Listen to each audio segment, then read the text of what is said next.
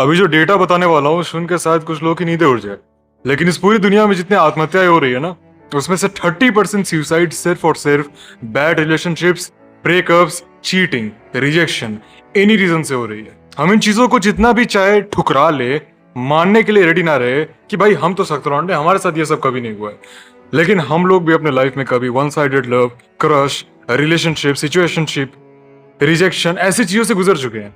We have faced it, हमारे पास उस चीज का एक्सपीरियंस आ गया है, और जिनको एक्सपीरियंस नहीं हुआ है उनको होने वाला है। तब तक आप पोगो देख लो। मैं नहीं चाहता कि आपकी लाइफ में अगला जो इंसान आ रहा है, अगर उसके इंटेंशंस बुरे हैं, अगर वो आप पे चीट करना चाहता है या फिर आपको किसी ऐसे सिचुएशन से लेके जाना चाहता है जिसमें आप टूट जाओ, तो आपका बाल विवाह करना हो। मैं चाहता हूं आप अपने आप को इतना बुलेट प्रूफ बना लो, अंदर से मेंटली उतना स्ट्रांग बन जाओ कि कोई हर्ट करने की कोशिश भी करे तो वो माई का लाल सक्सेसफुल ना हो पाए।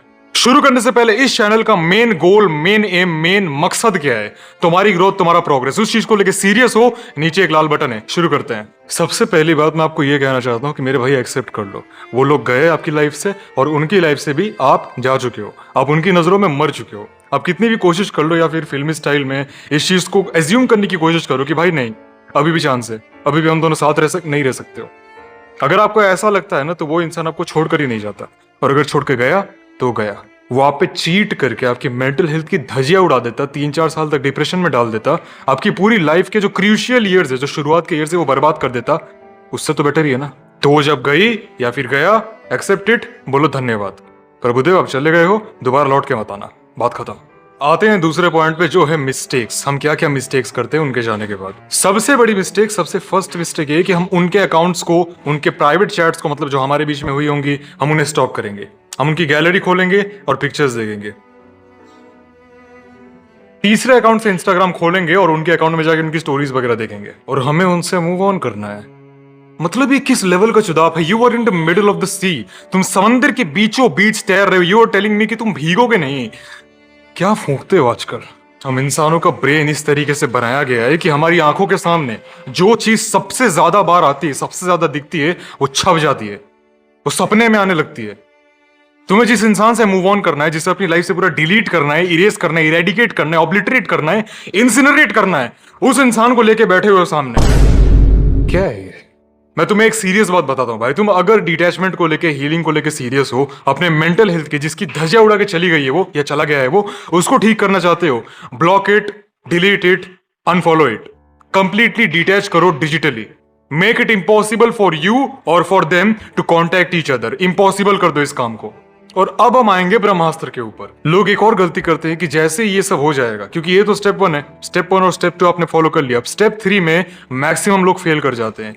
इन सब को करने के बाद वो अपने आप के ऊपर सिंपैथी दिखाएंगे खुद ही। रिलेशनशिप के, वो जो पर्टिकुलर रिलेशनशिप था जो टूट चुका है, उस पर्टिकुलर रिलेशनशिप के सबसे अच्छे से अच्छे मोमेंट को अपने मन में लेके आएंगे, उसको रिप्ले करेंगे। कब? जब ब्रेकअप हो गया।